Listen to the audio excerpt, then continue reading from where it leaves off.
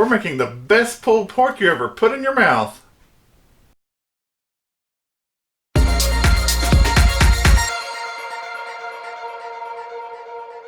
Welcome to Help at Home, your resource for great recipes and easy learning. I'm Jim Hightower.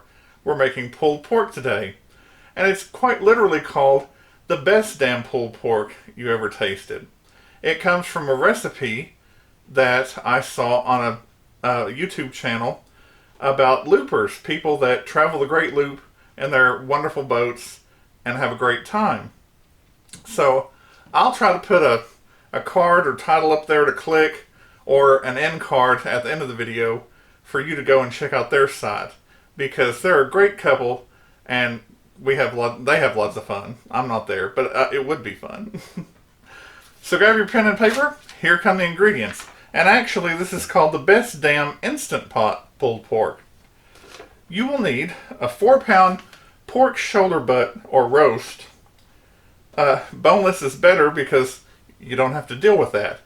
But all I could find was one with the bone in, and I was lucky to find that in April. I've been sitting on that in my little deep freeze, waiting for the opportunity to film this, and I know it's hard to find one, so good luck. It's wonderful though. 3 tablespoons light brown sugar, 2 teaspoons salt, 1 teaspoon ground mustard, 1 teaspoon black pepper, 1 teaspoon onion powder, 1 teaspoon paprika, and you want to go the extra mile and get the smoked paprika. Mwah. Half a teaspoon of garlic powder, 1/4 teaspoon cayenne pepper or chili powder, and I use the chili powder because that's what I have. 1½ cups chicken broth, 1 tablespoon Worcestershire sauce, 1 teaspoon liquid smoke, 2 tablespoons olive oil, and ½ a cup to 1 cup of your favorite barbecue sauce. And it's that simple. The first thing you want to do is cut up your meat.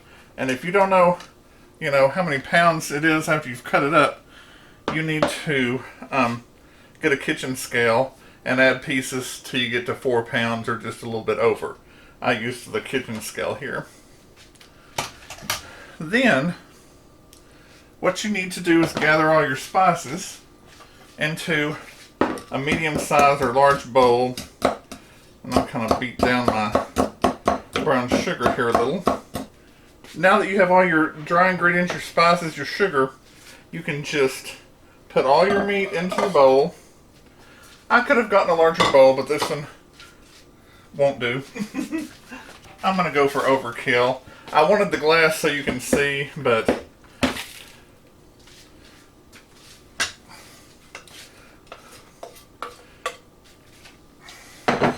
when you realize you've got something too small, don't try to pretend that it's big enough, because you'll make a big mess. Now, stir your meat up in all these spices. You can do it with your hands. The only reason I am not doing it with my hands today is because I'm trying to keep them clean. But stir this around real good.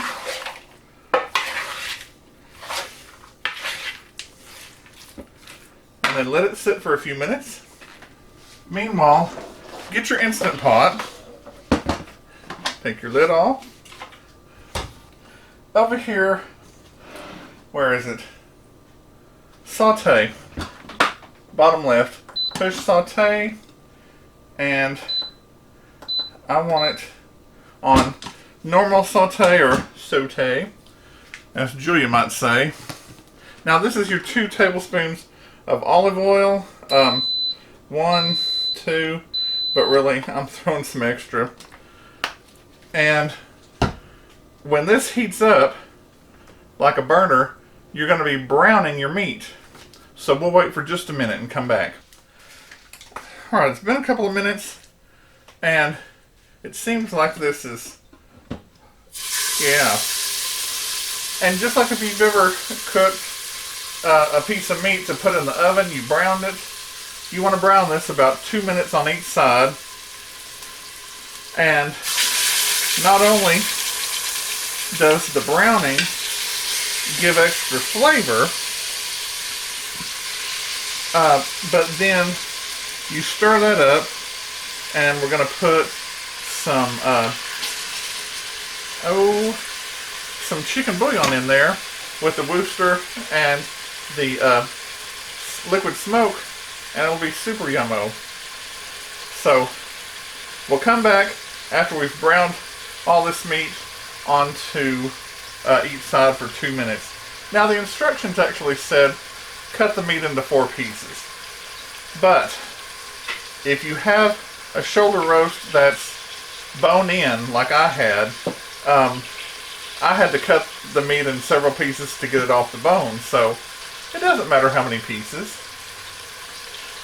So we'll be back as soon as this is browned.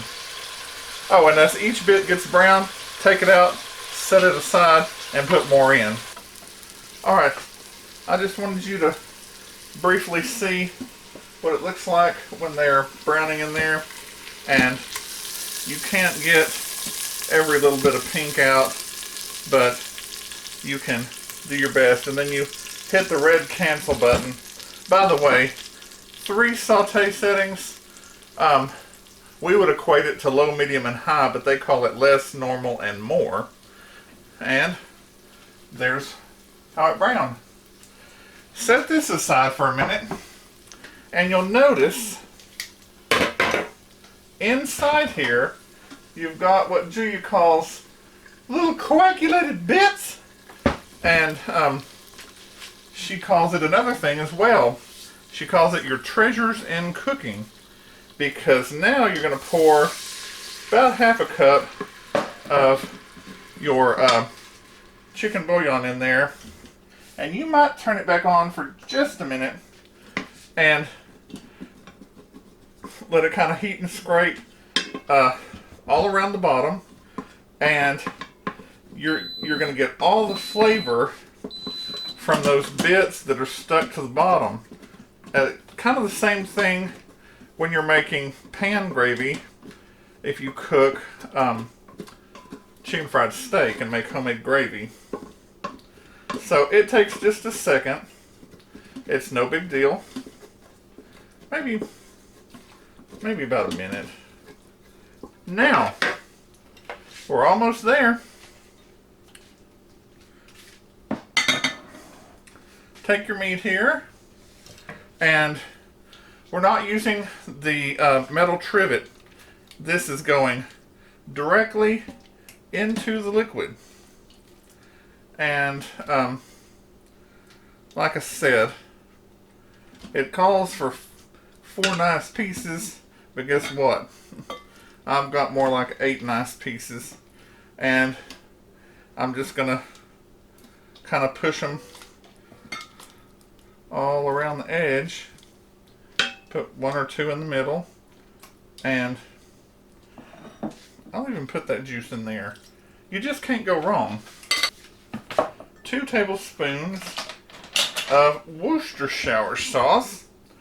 And let me tell you, the easiest way to do that is to just measure it out, put it right into your broth there. And I forgot to turn this off. I can hear it bubbling. And then also a 1/4 teaspoon. You know what? I'm going to be bold. I'm going to do 1/2 teaspoon of liquid smoke.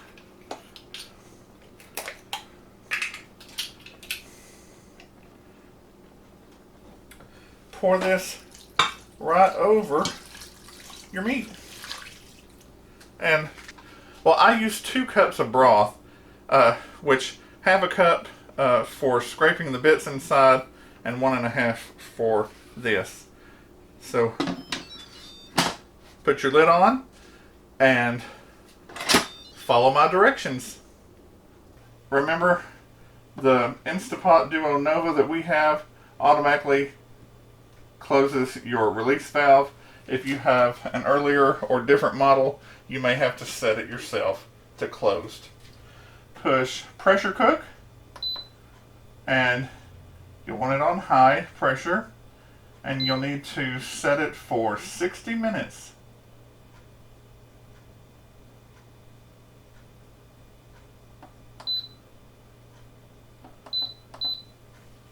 Then in about 10 seconds it'll automatically start, and you can, as they say, set it and forget it. Remember, we'll be doing a 20-minute natural steam release.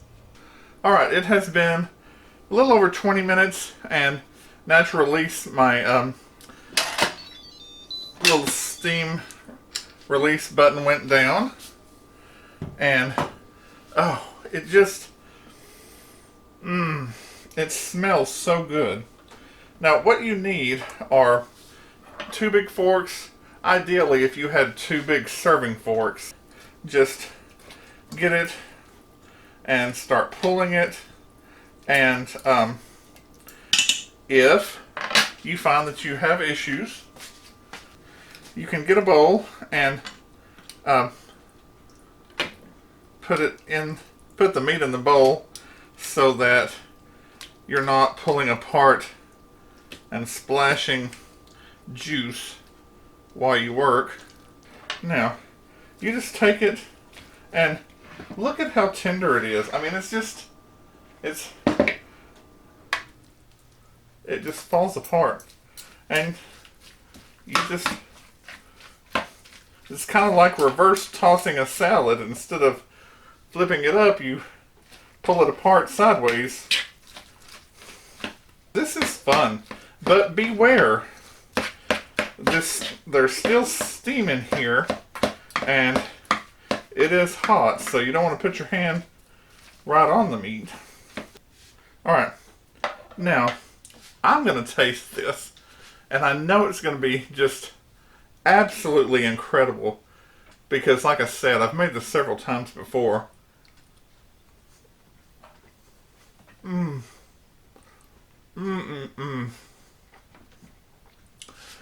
I could take this and a few spoonfuls of that cooking liquid and be completely happy. Here's my dilemma. When you take this with the juice and you put it on a bun to make your pulled pork sandwich, it doesn't always stay together. You know, that's why barbecue places give you, their special sauces, and people put in barbecue sauce. By the way, I got this G. Hughes Smokehouse sugar-free barbecue sauce, which I found at my local United supermarket. I think some people have found it at Walmart. Any of your larger grocery stores should have it, but sugar-free, it's pretty good. And I like the kind of the spicy taste that this has, and I don't want a whole lot of sweet that putting too much of the barbecue sauce would give. So I put just a little bit of barbecue sauce in, and then a little bit of the juice to kind of take out some of the sweetness, and there you go. Or if you put mayonnaise or stuff on your bun and that helps you hold things together, you can decide. Do you want lots of barbecue sauce in it, or do you want to take it au natural? But this is just incredibly fantastic. Any way you take it, it's the best I've ever tasted. This recipe is worth buying an Instant Pot. I mean, it's so good.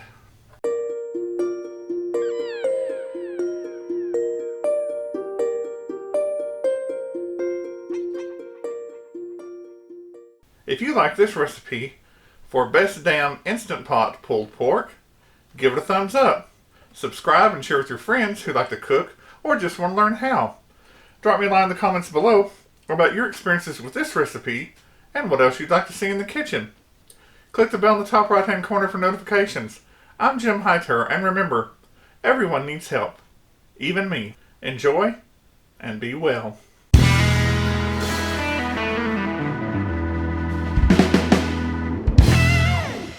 So grab your pen and pencil. Flopper. You'll need a 4-pound pork boast. Bloomer reel. Drop me a line in the comments below about your experiences with this recipe and what else you'd like to see in the kitchen. Drop me a line in the comments below about... Oh, flopper, I did it again. One more time. I need another spoonful, and I'm not even using a spoon. Slap your mama. That's how good it is.